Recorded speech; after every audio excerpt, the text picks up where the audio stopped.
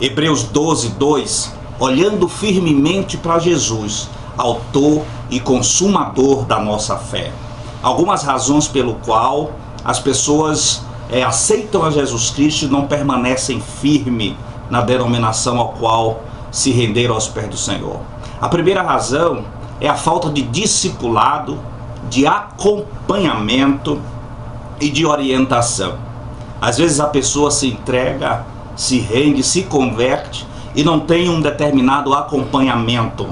Falta o discipulado, falta as primeiras orientações, os primeiros ensinamentos, para que aquela pessoa vá se alimentando com leite e se firme a cada dia nos pés do Senhor, para assim, depois de um determinado tempo, ir recebendo um alimento mais sólido, uma comida mais fortalecida.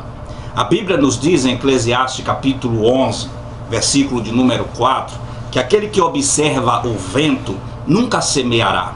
Se nós estivermos dentro da nossa congregação e formos observar todo vento que soprar, todo vento que balançar, nós não vamos permanecer firme por muito tempo.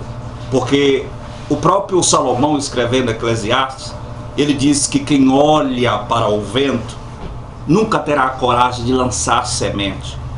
E quem lança semente certamente colherá. Eu entendo que muitas promessas são feitas de maneira errônea. Venha e você vai ficar rico. Venha e você vai receber a chave do seu carro.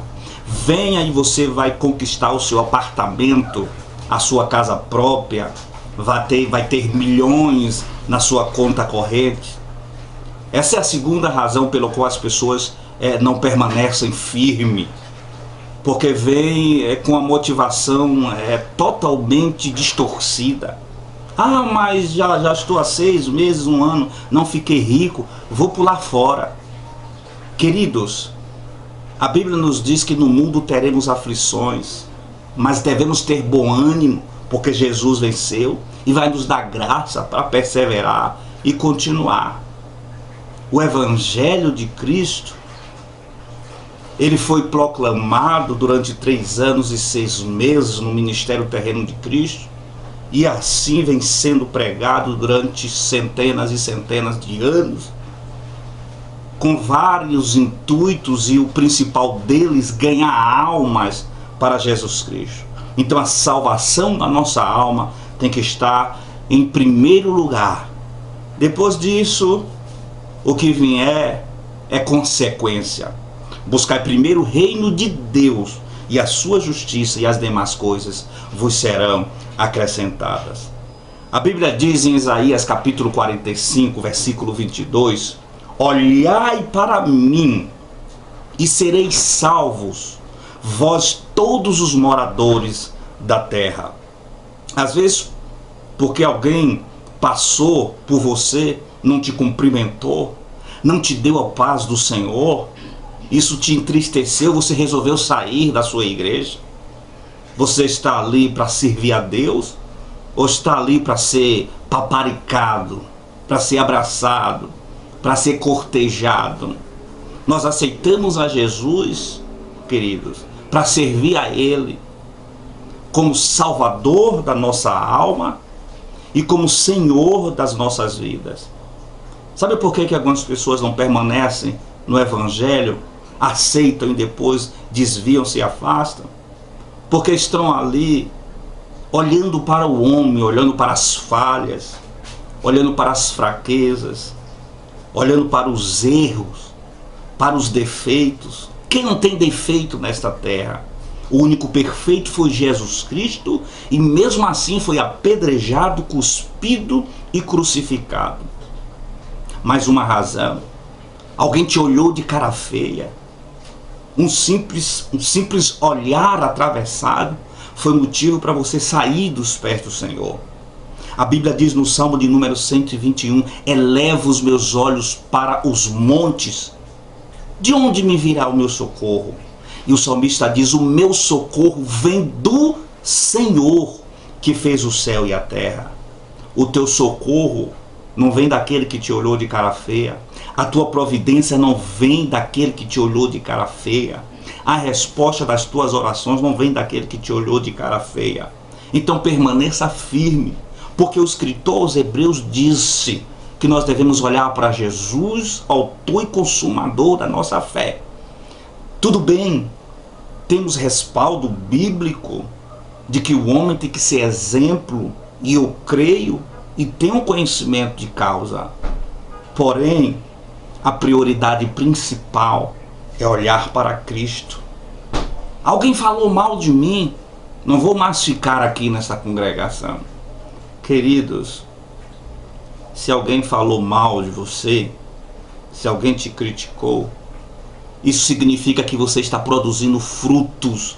Ninguém lança pedra em árvore que não está produzindo fruto. Então, se estão criticando, pega as críticas, pega as palavras que estão lançando, constrói um altar para que você chegue mais perto deste Deus. Transforma as críticas da oposição em um trampolim, pula nesse trampolim e salta para uma intimidade mais forte com esse Deus que você serve. Você aceitou a Jesus Cristo, você aceitou a esse Deus maravilhoso. Os ventos vão vir, as lutas vão vir, as dificuldades vão vir, mas que você permaneça firme, que nada te tire nem te arranque. Ah, mas a mensagem que o pastor pregou, que a irmã pregou do ciclo de oração, que o culto de ensinamento foi uma mensagem de indireta. E daí? Foi indireta para você, mas para alguém foi a voz de Deus falando ao coração dele. A carapuça só cabe na cabeça daquele que foi preparado. Então quem não deve não teme. Se você não está com culpa no cartório, pode pregar a mensagem encomendada, a mensagem de indireta, não te atinge. Na maioria das vezes, quando te atinge, é porque você está necessitando, ou estava necessitando realmente ouvir aquilo. Mas o nosso coração duro, porque existem pessoas que não nasceram para serem subordinadas. Tem gente que já nasce com o coração de chefe. E Jesus Cristo nos deixou o exemplo de servo. Jesus disse: eu vim para servir e não para ser servido, e dar a minha vida em resgate de muitos. E tem pessoas que não querem ser subalternas, serem submissas. A mesma coisa é o homem com a mulher.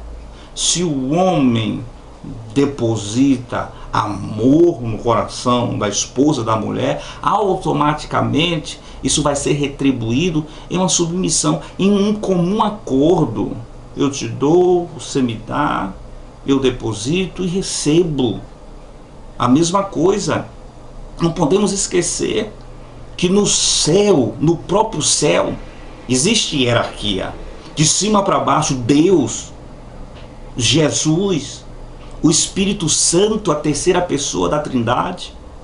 Aí vem os arcanjos, querubins, serafins, aqueles que ardem como fogo, que adoram sobrevoando o trono do Todo-Poderoso, os anjos do Senhor, no próprio exército, o general, o coronel, o tenente, o major, o capitão, o subtenente, o sargento, o cabo, o soldado, o recruta, vai.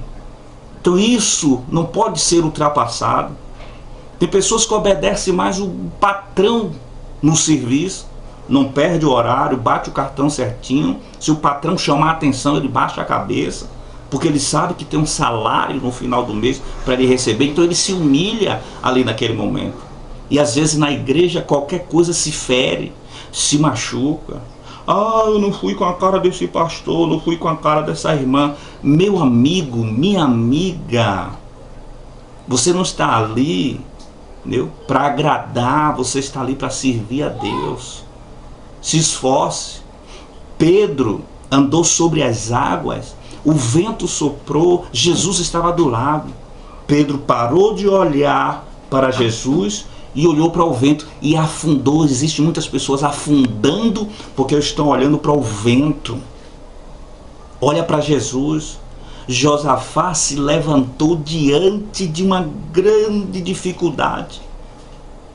A multidão estava vindo contra ele. Qual foi a atitude de Josafá diante daquela grande adversidade? Se humilhou, jejuou, consagrou, convocou o povo para orar. O povo obedeceu a voz de Deus através de Josafá. E o nome do Senhor foi glorificado. A Bíblia diz que Josué e Caleb, queridos, se destacaram em meio àqueles 12 espias, porque eles não olharam o tamanho dos gigantes. Tinha gigante na terra, era difícil, era, mas Deus estava com eles. Se Josué olhasse o tamanho das muralhas de Jericó, Deus não tinha dado vitória. A Bíblia nos diz que Davi, no meio de tantos homens abalizados, preparados, estruturados, foi levantado por Deus e derrubou o gigante Golias.